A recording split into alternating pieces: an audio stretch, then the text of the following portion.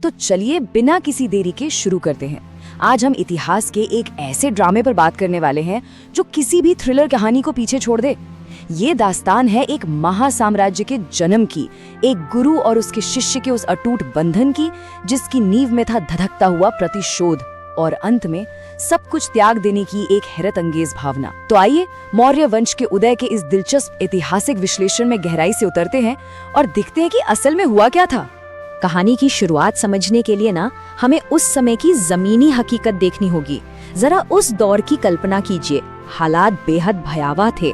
एक भ्रष्ट और अत्याचारी नंद वंश ने पूरे राज्य का जीना मुहाल कर रखा था। राजा धनानंद एक बेहद क्रूर शासक था। जनता इतनी हताश और परेशान हो चुकी थी कि सड़कों पर व्यापक विरोध प्रदर्शन आम बात हो गई थी। हर तरफ जैसे एक आग सी सुलग रही थी। ऐसे घुटन भरे माहौल में आम नागरिकों को बस एक नायक की तलाश थी जो उन्हें इस अत्याचार से आजादी दिला सके। बदलाव बस अब एक जरूरत नहीं बल्कि एक मजबूरी बन गया था। अब ऐसे भयंकर हालातों के बीच हमारे इस नायक यानी चंद्रगुप्त मौर्य की एंट्री होती है। लेकिन दिलचस्प बात क्या है पता है? उनकी शुरुआत अपने आप में एक बहुत बड़ा रहस्य है। अगर आप अलग अलग ऐतिहासिक स्रोतों को देखें तो बिल्कुल अलग अलग कहानियां मिलती हैं। हिंदू ग्रंथों की माने तो उनका जन्म पटना के पास हुआ था और उनकी माँ मूरा नंदों के यहाँ एक दासी थी। लेकिन वहीं दूसरी तरफ बौद्ध ग्रंथ क्या कहते हैं? उनके मुताबिक चंद्रगुप्त असल में एक क्षत्रिय परिवार से थे। जब वो पैदा भी नहीं हुए थे तभी उनके पिता एक युद्ध में मारे गए और इसीलिए उनका पालन पोषण पाटलिपुत्र में उनके मामा के घर हुआ। अब उनकी असली कहानी चाहे जो भी रही हो, एक बात तो तय थी, इस लड़के का भविष्य एक महान शासक बनना ही था। और फिर आता है किस्मत का वो पल जिसने सब कुछ बदल दिया। एक दिन गांव में कुछ बच्चे राजा और प्रजा का खेल खेल रहे थे। उनमें से एक लड़का राजा बना था और वो बिल्कुल एक असली और मंझे हुए शासक की तरह अपने दोस्तों को गजब के आदेश दे रहा था। ये लड़का कोई और नहीं बल्कि हमारे युवा चंद्रगुप्त थे। और इस पूरी घटना में सबसे बड़ा मोड़ ये था कि इस खेल को तक्षशिला विश्वविद्यालय के महान गुरु चाणक्य दूर से देख रहे थे। एक पारखी जौहरी की तरह उन्होंने तुरंत पहचान लिया कि इस नन्हे बच्चे के अंदर एक भावी चक्रवर्ती सम्राट छिपा है। उन्हें उसी पल समझ आ गया था कि इस लड़के में लीडरशिप की वो बात है जो किसी और में नहीं।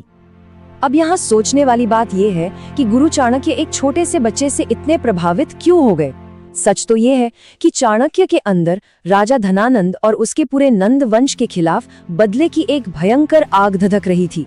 उन्हें अपने उस अपमान का प्रतिशोध लेने के लिए एक अस्त्र की तलाश थी। जब उन्होंने चंद्रगुप्त को देखा तो उन्होंने साफ तौर पर कहा कि उन्हें उस बच्चे में नंद राजा को उखाड़ फेंकने और अपना बदला पूरा करने के लिए एक होनहार शासक दिखाई देता है। चंद्रगुप्त वो हथियार था, वो भविष्य का सम्राट था जो नंद वंश को जड़ से मिटा सकता था। यहीं से शुरू होता है इतिहास का वह सबसे महान गुरु शिष्य बंधन, जहां एक मास्टर ने अपने छात्र को एक अजय योद्धा बनाने का पक्का इरादा कर लिया। तो इसके बाद क्या हुआ? शुरू हुई असली और जबरदस्त तैयारी।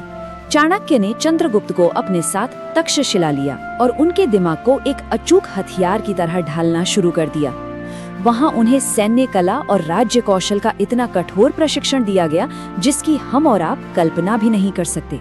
ये सिर्फ कोई आम शिक्षा नहीं थी, ये एक गुरु का अपने शिष्य को इतिहास की सबसे बड़ी बगावत के लिए तैयार करने का मास्टर प्लान था। युद्ध की रणनीतियों से लेकर बारीक कूटनीति तक चाणक्य ने चंद्रगुप्त की नींव इतनी मजबूत कर दी थी जिसके बिना आगे का वो खतरनाक सफर तय करना बिल्कुल नामुमकिन था।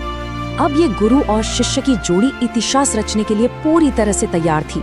जरा इन घटनाओं पर गौर कीजिए। 324 ईसा पूर्व के आसपास जब सिकंदर महान वापस लौटा तो वो अपने पीछे कुछ ग्रीक गवर्नरों को छोड़ गया था जो खुद को राजा समझने लगे थे।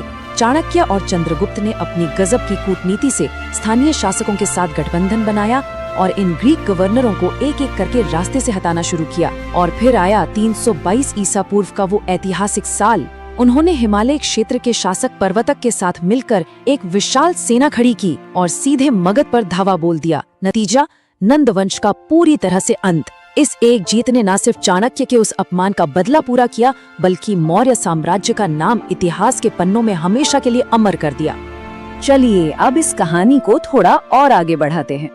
युद्ध के मैदान में खून बहाकर राज्य जीत लेना एक बात है, पर उसे लंबे समय तक सुरक्षित रखना वो एक बिल्कुल अलग ही चुनौती है। चंद्रगुप्त अब महज एक योद्धा नहीं रहे थे, वो अपने गुरु की तरह ही एक कुशाग्र रणनीतिकार बन चुके थे। नया मौर्य राज्य सिर्फ तलवारों के दम पर नहीं चल रहा था, वहाँ बहुत ही परिष्कृत और खुफिया रणनीतियां इस्तेमाल हो रही थी।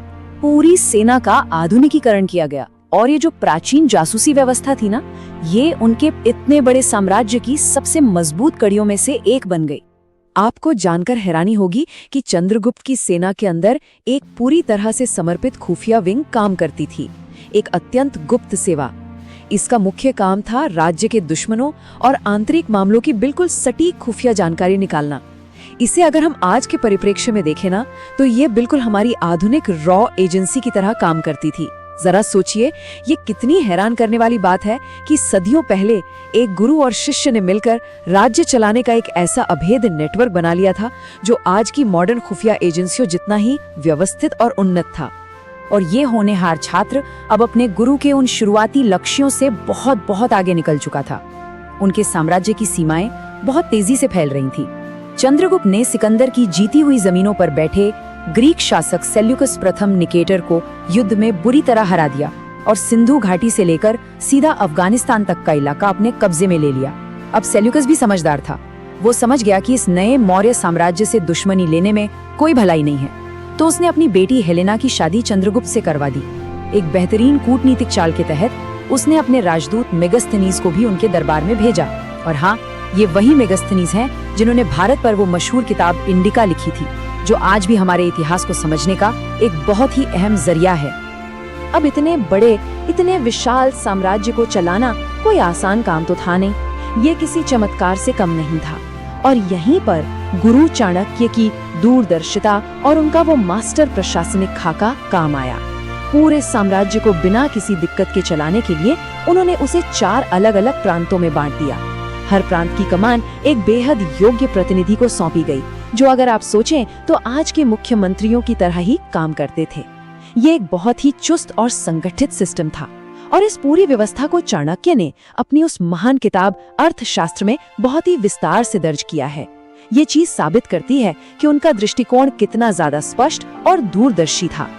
लेकिन दोस्तों, इस पूरी ऐतिहासिक दास्तान का जो अंतिम अध्याय है ना, वो उतना ही चौंकाने वाला है। इतने सालों तक राज करने के बाद सर्वोच्च सत्ता के शिखर पर बैठे चंद्रगुप्त ने एक दिन अचानक अपनी मानसिक शांति के लिए वो सब कुछ त्याग दिया।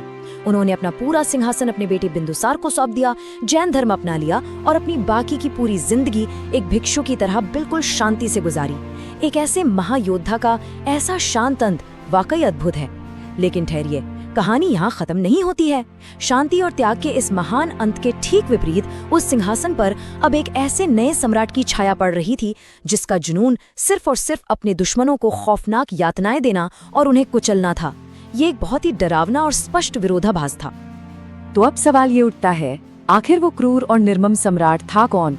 वो कौन था जिसने अंततः मौर्य साम्राज्य को उसके चरम शिखर तक पहुंचाया, लेकिन चंद्रगुप्त की स्थापित की हुई उस शांति को एक बिल्कुल ही अलग खूंखार दिशा में मोड़ दिया?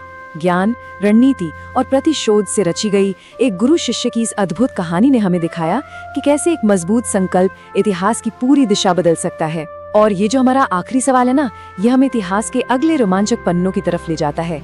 लेकिन उस खूंखार सम्राट की दास्तान के लिए आपको हमारे अगले विश्लेषण का इंतजार करना होगा। तब तक के लिए इसी तरह हमारे साथ सीखते और समझते रहें।